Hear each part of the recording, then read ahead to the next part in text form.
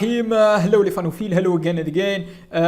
On continue notre série de cours concernant l'anatomie humaine et on va parler aujourd'hui d'articulation très important, articulation coxo-fémorale, pardon. Donc articulation coxo-fémorale, donc si on rappelle sur l'os coxal, l'os coxal, épiniliaque antéro-supérieur, épiniliaque antéro-inférieur. Ici on a l'épiniliaque antéro-supérieur et l'épiniliaque postéro-inférieur. Et ici on a l'épine sciatique, petite échancrure. Petit rappel, l'os iliaque qui constitue de trois os l'ilion en haut, l'ischion en arrière et en bas, et le pubis en avant et en bas. Donc pubis, ischion, ilion, très important, ils vont réunir ici dans cet espace de l'acétabulum. L'acétabulum, c'est ce qu'on va intéresser par l'articulation coxo-fémorale parce que c'est une réunion entre cet acétabulum appelé les cliniciens aiment le mot cotyle, la cotyle avec la tête fémorale. Donc pour former l'articulation coxo-fémorale. Donc ici on a l'acétabulum, notre acétabulum qui contient donc une surface semi-lunaire articulaire appelée donc une fossette semi-lunaire articulaire et une fosse ici non articulaire à l'intérieur. Et contient deux cornes, une corne antérieure et une corne postérieure. Donc comme vous regardez, l'acétabulum, elle vient de nom grec acétabulum, c'est-à-dire l'acétate, c'est le vaincre, c'est-à-dire topsé ta'al khalloa, on peut dire, et qu'il nous donne le topsé ta'al khall ici. Donc après, donc comme toutes les articulations, on a des moyens de réunion, un moyen forcité ou bien de réunion. Et ici on a un ligament très important en arrière, donc qui s'étend de fémur vers l'ischion, donc appelé ligament ischio-fémoral. Donc ligament ischio-fémoral en arrière, c'est une vue en arrière. Donc très important de voir ça, donc cet ligament ischio-fémoral en arrière. Donc on a trois ligaments très importants qui renforcent cette capsule articulaire en arrière. On a l'ischio-fémoral, donc et on va faire en avant. Donc ici en avant on a deux ligaments, d'autres autres ligaments, principalement donc ici.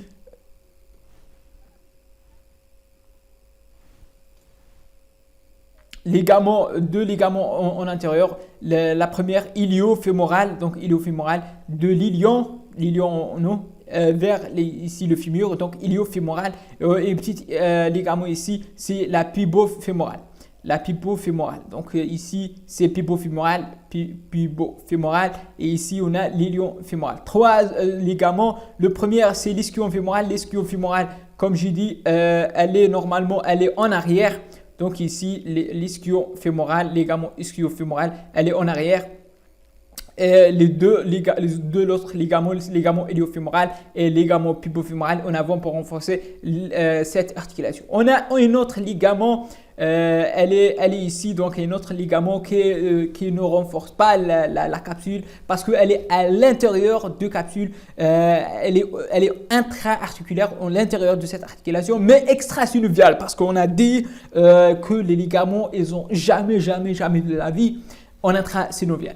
Donc, elle est intérieure, mais elle est intra-articulaire, mais extra-synoviale. On va expliquer dans ce schéma.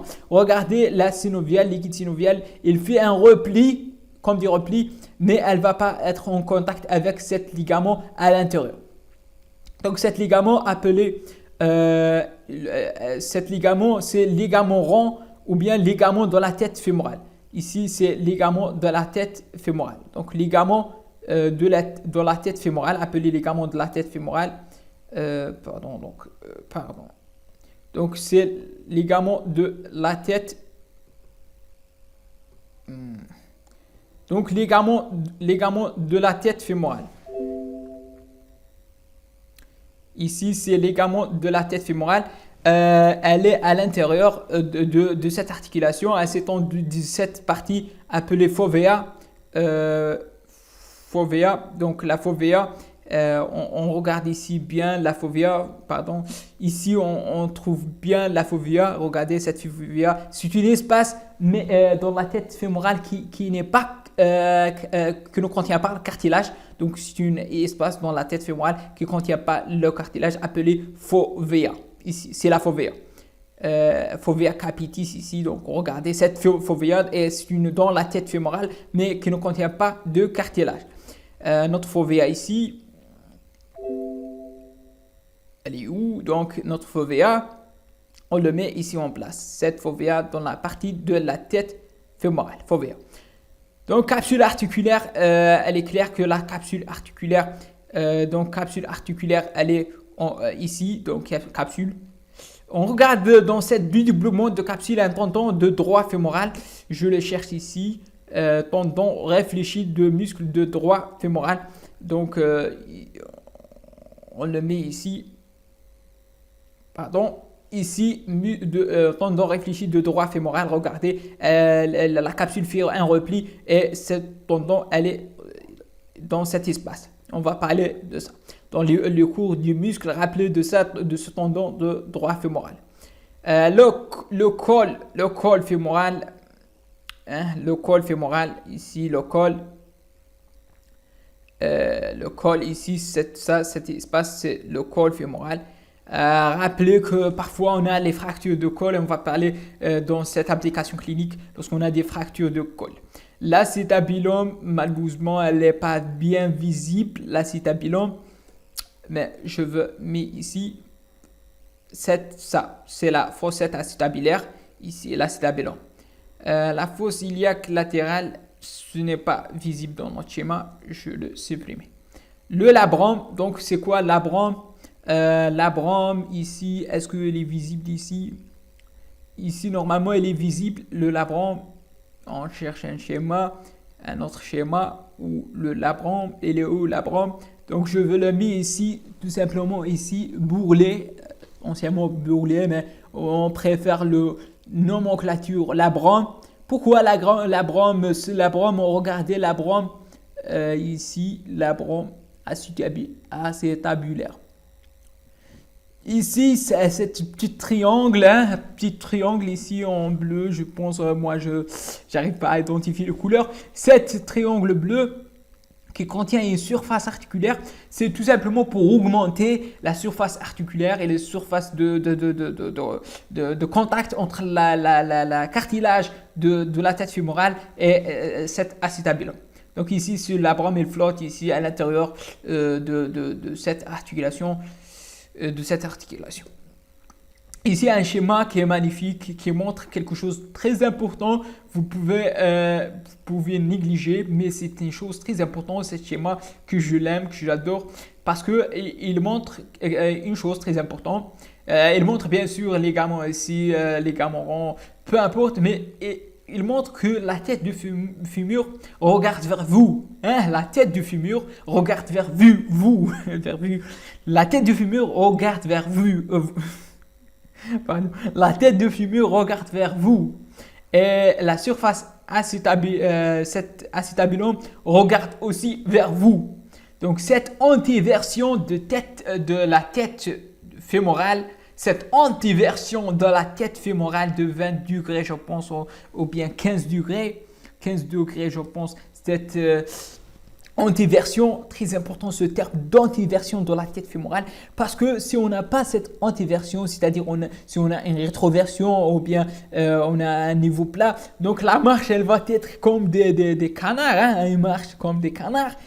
Cette antiversion, parce que les poulets, ils ont pas une antiversion. Mais si les poulets, ils ont cette antiversion, ils marchent comme les êtres humains. Les êtres humains, ils ont caractérisé, dont le bon Dieu fait les choses correctement pour être correct et pour marcher correctement. Donc il ne faut pas marcher comme les canards. Parce que les gens qui marchent comme les canards, généralement, ils ont des pathologies. Mais les êtres humains, ils ont cette antiversion magnifique pour de quelques degrés qui fait que lorsqu'on marche, on marche correctement. L'antiversion de la tête fémorale. Ici, on a parlé de ce schéma, je pense. Je ne veux pas revenir.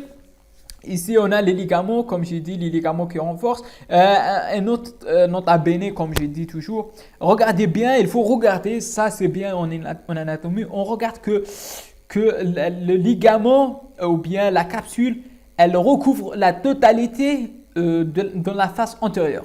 Donc la totalité, ici on a les trochantères, petit trochantère le plus postérieur et le grand trochantère ici. Et ici on a la branche iliopectienne. Ici la branche iliopubienne ou iliopectienne. Le pecten c'est un muscle. Donc regardez les ligaments pubo-fémoral, elle est sur place ici. Ligament iliofémoral ici, pubo-fémoral, ligament iliofémoral.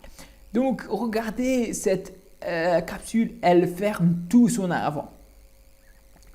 Contrairement à ce qui est passé en arrière, on a un petit espace ici, elle recouvre pas, elle recouvre les 2 tiers internes, la réunion de 2 tiers internes, 1 tiers externe.